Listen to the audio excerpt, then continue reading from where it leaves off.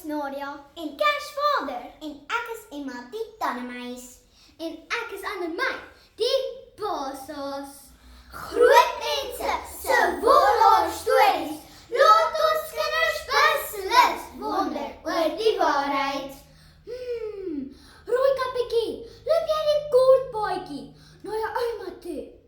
Ha ha, en die wolf hardloop vinnig na ouma se huis toe en maak die deur oop en sluk die ouma sommer jou in.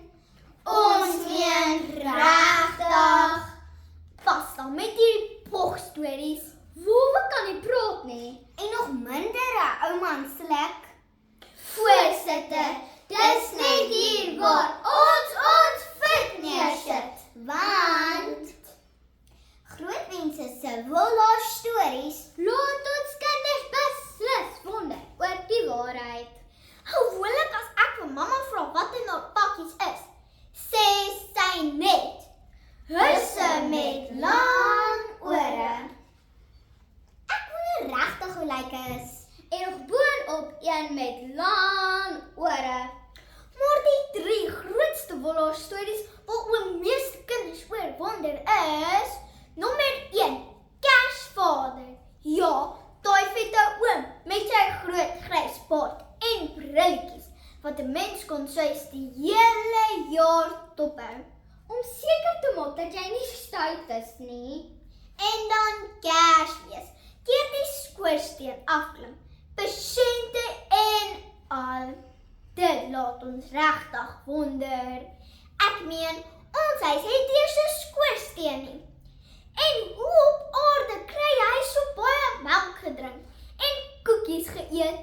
Sy maag sal al lankal gebars het. Wel, my ouma sê as ek te veel melk drink, sal my maag bars en dit na net 1 ou glasie.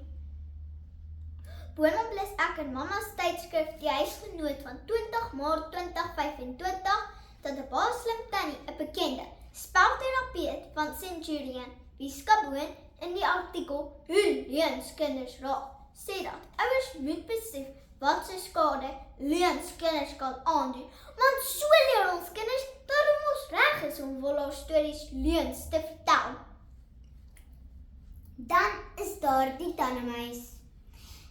Tannie Karika Kesenkamp, die bekende sangeres, sing nou lekker op haar album Kinderland, wat sy in 1993 vrygestel het, van hoe die tannemeis in ons kombuis woon.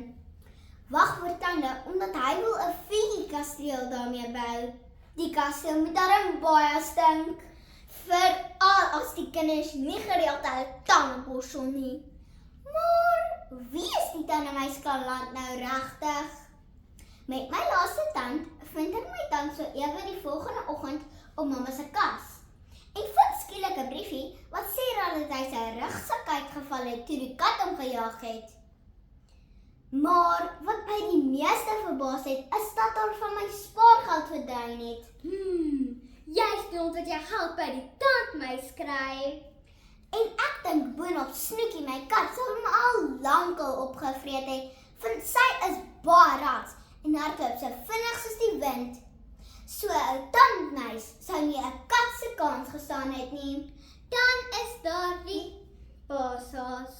Onthou jy dat die hawe oom Dani van Duispen Farm toe sy die begin van die jaar daar was, vir ons leer dat hase soogdiere is.